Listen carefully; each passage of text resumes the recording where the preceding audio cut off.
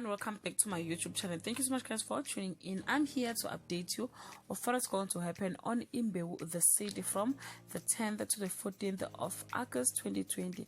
Guys, if you want the full episode, I will leave the link on the comment section. On Monday, a family dinner at the Bengo house turned into a death trap. On Tuesday, Thokozile wants Gamadonsela not to paint Mazulu as an angel. On Wednesday, Shreya goes wild with anger and causes major damage to Ngulusi's car. Has Shreya lost her mind? On Thursday, Punyuka tried to force Mbanza to tell him the truth. On Friday, more secrets surfaced at the Bengo house. Disaster consumed them once again. Guys, this is all I have for today. You can leave your comment below and share your thoughts. Till we meet again. Bye.